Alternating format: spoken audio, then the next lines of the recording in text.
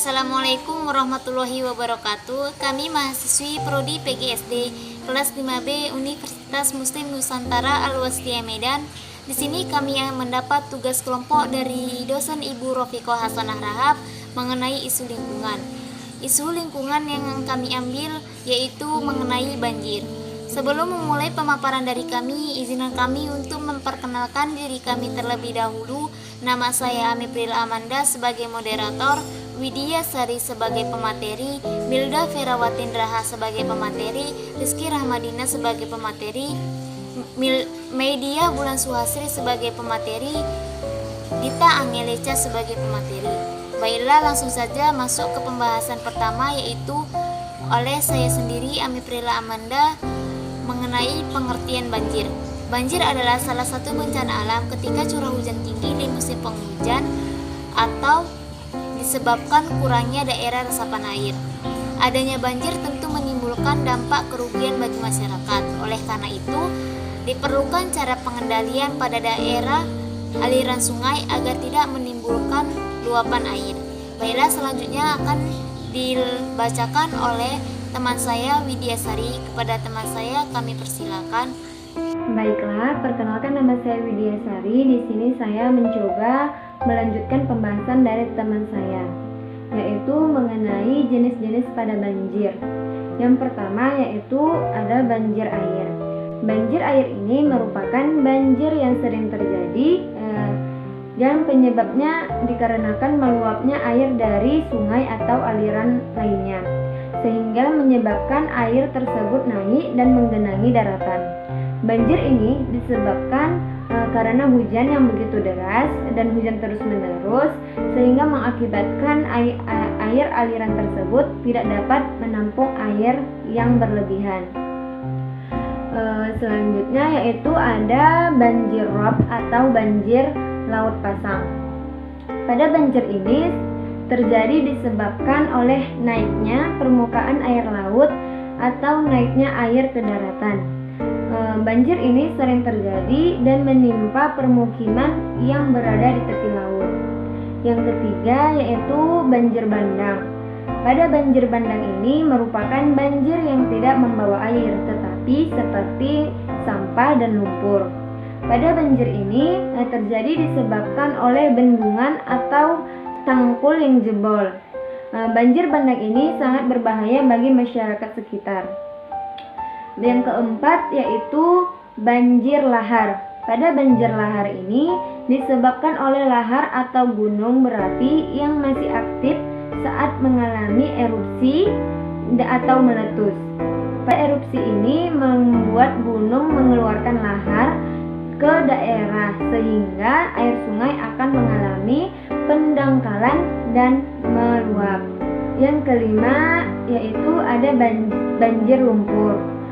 Pada banjir ini disebabkan oleh keluarnya material dari dalam bumi yang kemudian menutupi pada permukaan, seperti kejadian peristiwa lumpur Lapindo di Sidoarjo, Jawa Timur.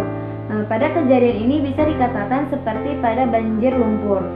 Yang keenam yaitu ada banjir Cileunang. Sedangkan pada banjir Cileunang ini terjadi karena aliran air yang begitu deras akibatnya hujan. Namun, air tidak bisa mengalir karena posisi lokasi yang terlalu rendah dibandingkan kawasan di sekitarnya. Baiklah, itulah pembahasan dari saya mengenai jenis-jenis banjir. Selanjutnya akan dibahas oleh teman saya. Selamat siang, perkenalkan nama saya Milda Ferawatin Raha. Baiklah, di sini saya akan melanjutkan materi dari kelompok kami tentang isu lingkungan terkait masalah banjir. Di sini saya akan memaparkan penyebab dari bencana banjir. Penyebab dari bencana banjir yaitu yang pertama, penebangan hutan liar yang menyebabkan hutan gundul. Kita sama-sama tahu bahwa hutan gundul berarti pohon berkurang. Akar pohon yang berfungsi sebagai penyerap air juga hilang, sehingga akan lebih mudah terjadinya banjir karena tidak ada perlindungan pohon untuk menahan serapan air. Yang kedua adalah sampah. Sampah yang sembarangan dibuang di sungai membuat aliran tersumbat dan akibatnya air sungai akan meluap yang berakibatnya terjadi bencana banjir yang dapat merugikan masyarakat karena memberikan dampak negatif bagi kehidupan masyarakat. Yang ketiga, pemukiman di bantaran kali. Pemukiman di bantaran kali sungai membuat rentan terjadi pendangkalan. Pendangkalan sungai atau kali terjadi karena kebiasaan buang sampah para warganya yang langsung ke sungai dan keadaan tanah yang ada di kanan kiri bangunan bisa saja ambles, lalu menutup sisa-sisa sungai, sehingga kali atau sungai jadi sempit dan rawan bencana banjir. Dan yang keempat, daerah yang datarannya rendah. Tentu saja wilayah yang datarannya rendah akan mengakibatkan rawan banjir karena luapan air yang mengalir dari tempat yang datarannya tinggi ke tempat dataran yang rendah sehingga banjir sering terjadi. Kemudian yang kelima, ada curah hujan yang tinggi. Suatu daerah yang curah hujannya tinggi jika terjadi berlarut-larut atau hujan lebat dalam kurun waktu yang lama sangat berpotensi terjadinya banjir, terutama daerah yang datarannya rendah serta memiliki curah hujan yang tinggi. Akan semakin lebih mudah terjadinya banjir. Kemudian yang keenam, ada bendungan yang jebol. Bendungan yang jebol merupakan penyebab yang terjadi di sekitar lingkungan yang kurang terawat dan mudah dirusak kelestariannya, memanfaatkan sesuatu tidak pada tempatnya, dan hasilnya akan berakibat banjir bandang. Kemudian yang ketujuh, salah sistem kelola tata ruang. Dengan melakukan kesalahan sistem kelola tata ruang yang mengakibatkan air sulit untuk menyerap dan alirannya lambat.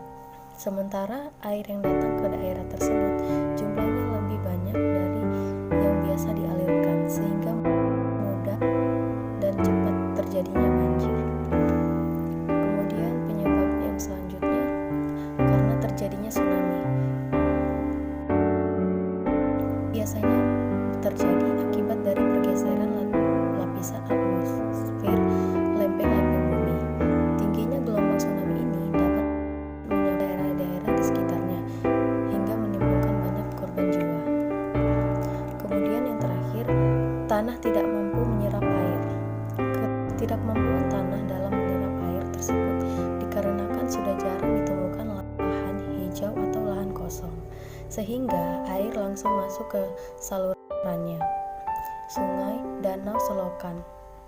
Air dalam jumlah yang banyak dan deras yang tidak bisa tertampung lagi oleh saluran tersebut akhirnya menggenang dan mengakibatkan banjir. Baiklah.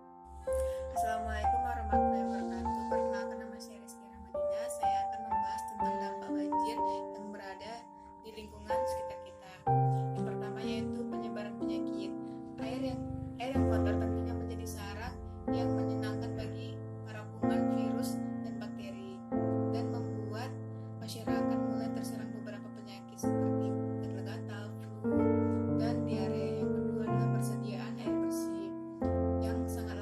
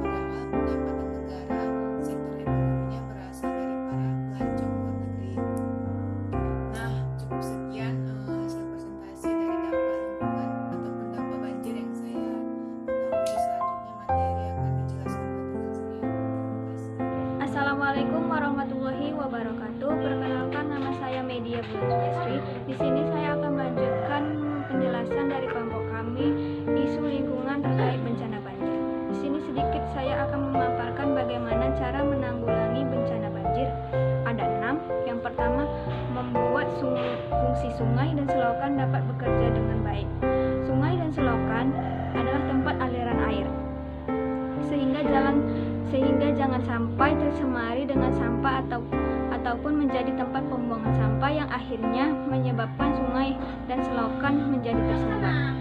Yang kedua, melakukan reboisasi tanaman, khususnya jenis tanaman dan pepohonan yang dapat menyerap air dengan cepat.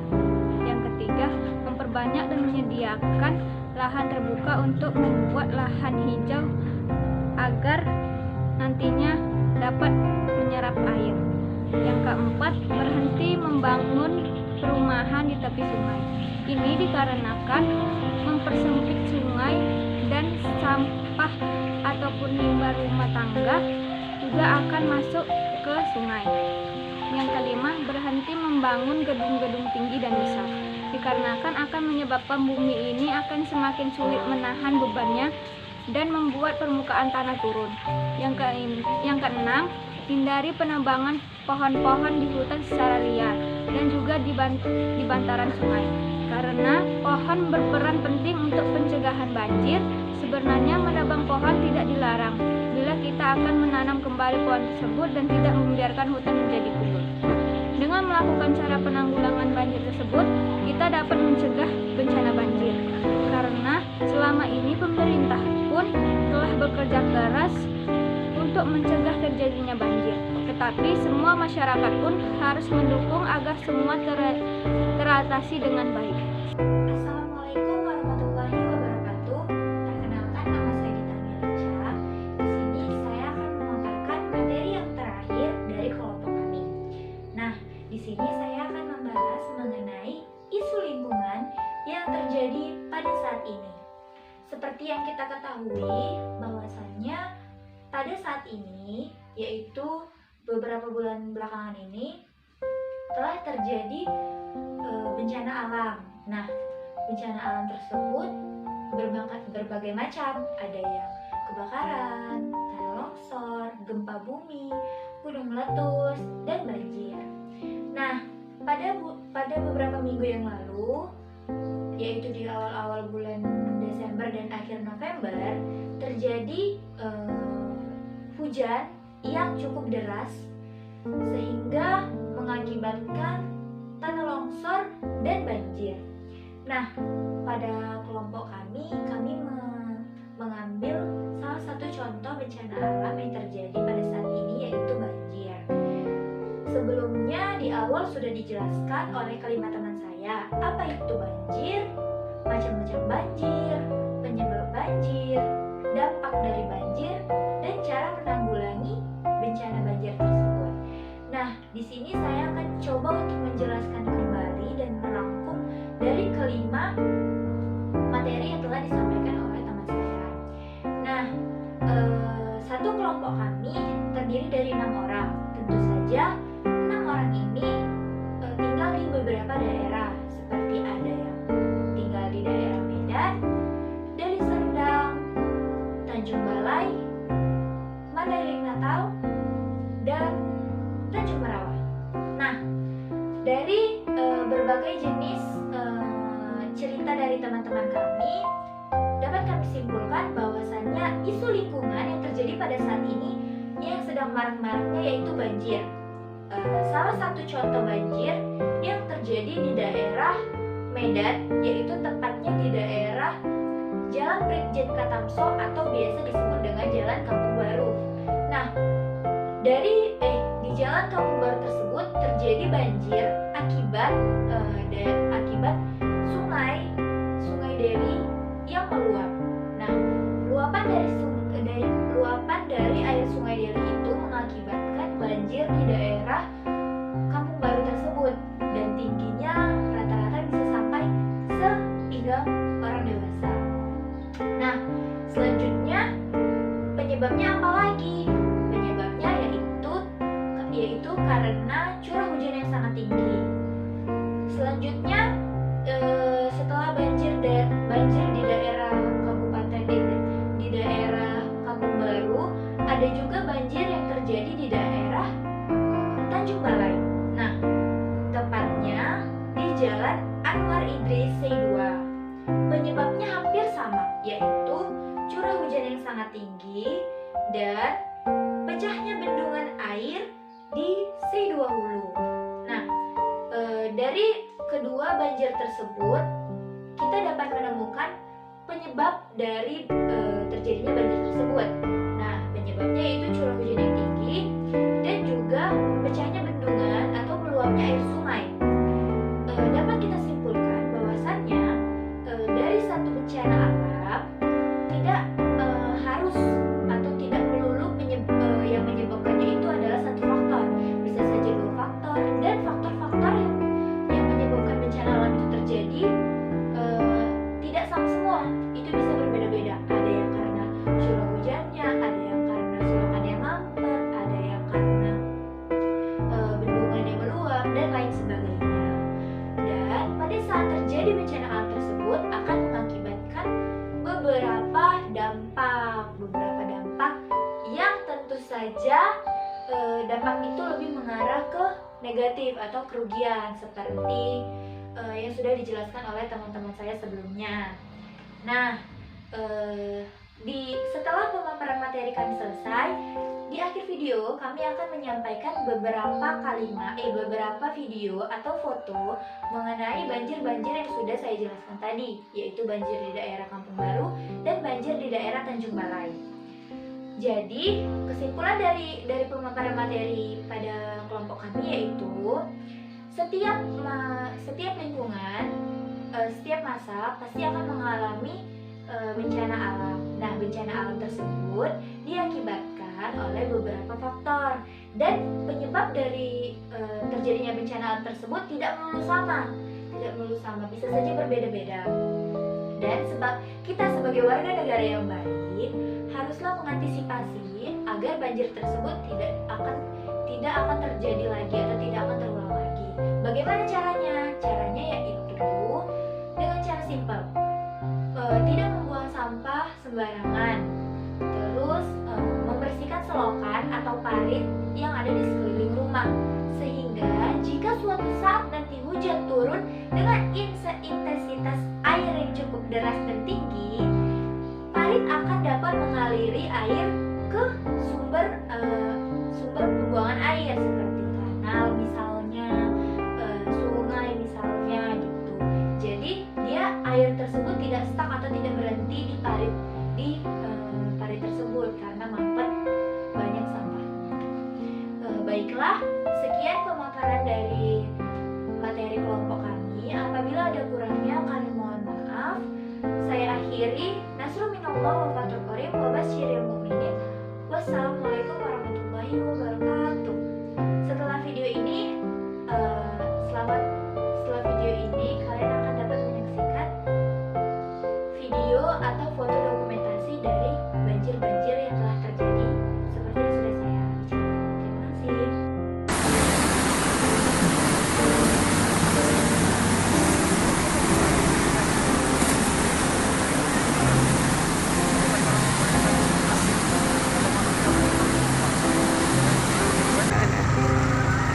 Nggak bisa dibagi, endorse saja.